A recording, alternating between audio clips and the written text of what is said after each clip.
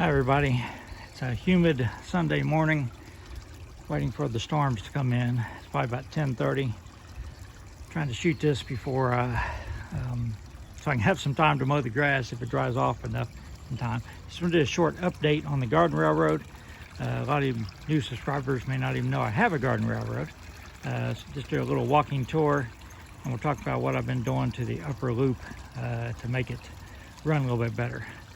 So I'll just sort of follow the train around. The upper loop is just that. It's just a loop. It's meant to, I've got the buildings out of place right now. I have a loading facility here where in theory those cars would dump, go across the tracks into, and as a loading facility. All this is scratch built out of plywood and pop cans, and I'll show you how I did that sometime. And then the standard gauge cars are loaded there.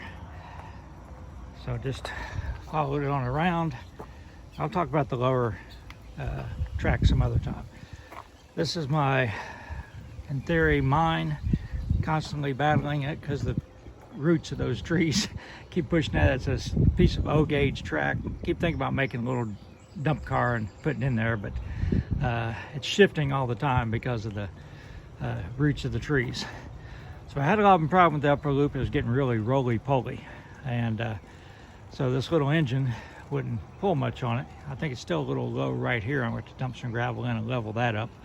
But that's what I've been working on. I've dumped about 4 buckets of gravel there so far and leveled it out. Yeah, it's definitely a little lower right there. I'm going to have to level that up. But it's an outdoor railroad, so weather changes things. Roots change things. Frost heave changes things. It's not a lot of maintenance, but it's, you know, it's part of the hobby.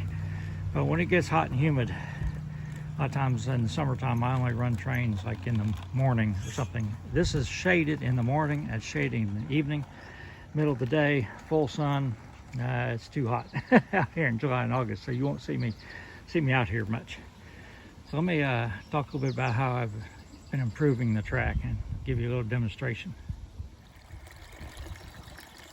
First of all, before I do that, this is the goldfish pond. It's a preformed pond, get like a Lowe's for 50 bucks or 50 gallons. Made the waterfall, just some rubber lining. Got a little dump up there. The pump is submerged in the pond, goes up that pipe up at the top, and the filter's up there underneath that rock. I have to get up there and clean it periodically, not very often. We've got 5 or 6 goldfish in there. And you see now where the lilies are starting to pop up, the cattails. Those come back every year. We don't have to do anything to them. Cut the cattails off at the end of the year. Cut the dead lilies back, and they just come back in the spring. But I'm going to have to unplug this while I'm talking because you're not going to be able to hear me. Okay, unfortunately, the low spot is the hardest part to get to climb up into the garden railroad. And eventually I'm thinking I'll be 65 in July. I don't know how I'm going to be able to maintain this upper loop. The lower loop, everything is fine. It's all close to the edge, except for this one turnout. I'll be able to run it until, as long as I'm alive, as long as I'm mobile. The upper loop, it's a little bit harder to maintain. You know, maybe eventually it's going to have to be abandoned. I don't know. But for right now, I can still do it. So, to level this up, a few tools I have. Drywall sander. It's great for cleaning track if you need to. I run track or battery power, so I don't really need to keep my track clean. But if you run track power, you know, that'll keep your sort of back safer to have that. I've got a little string level, which is about perfect to lay across the track.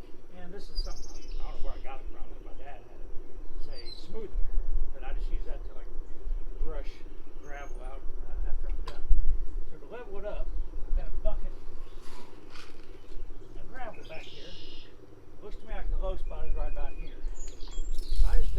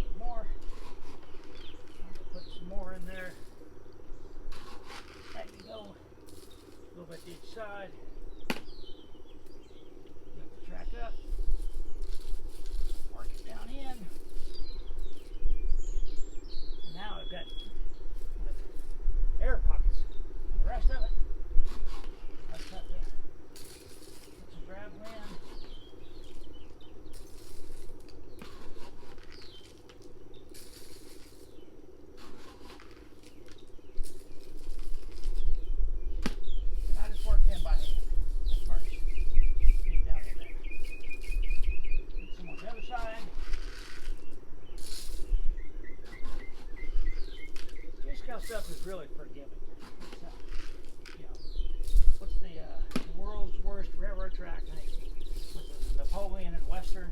There's a lot of YouTube videos on there. I think they have done a lot of track work to it, so it's a lot better than it used to be.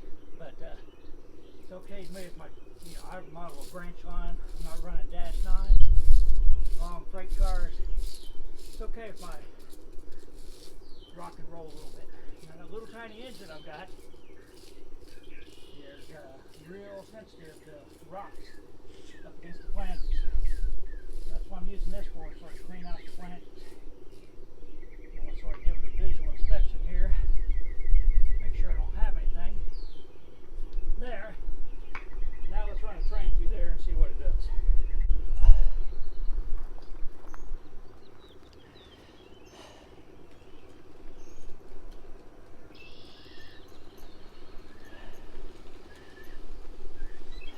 Pretty good. So now I'll just add a little bit of gravel around on the berm, because when it rains hard it might wash out, and I'll call it good. I'll call the upper loop good. Okay, so you guys know that I try to be pretty exacting to scale on my N-scale layout inside, as best as close as I can within limitations. I'm not as worried about the G-scale. I like my equipment to look weathered and to look real as much as I can. But to be honest with you, G-scale is more for fun, although I do operate it. You'll see me film an operating session here pretty soon, running as a branch line in the NW. But for my buildings, some of those G-scale plastic buildings, most of them are European style, and a lot of them are pretty expensive. They last really well outside, but what I did for this coal mine thing is basically it's plywood. It's just a 1/4 inch plywood. Built this frame, sealed it with Thompson's water seal, got it braced pretty good, and this is the hole where the conveyor comes out. Again, since I just added all that gravel, I'm going to have to redo it. This it actually sits up above the track up there, this part does, and the little engine runs through here. We'll talk about real quick how you do the siding on it. So let me stop the camera and I'll do a quick tutorial on that. All right, if you're going to do this, I highly recommend wearing gloves. All you need is a whole bunch of pop cans. The stuff they make these out of now, it's so thin, you can really cut yourself. I just cut it up with a pair of 10 snips. It's almost impossible the first time you cut a can up to get all the edges straight. If you get one that's got like lines on it, it helps you cut it straight, but you can always trim it after it's done. So after you get a piece like this, you can cut it into like 8-foot sections. That's what I think I did for this. I actually cut it 8 scale feet. You just get a paper crimper and you get it started, crimp it,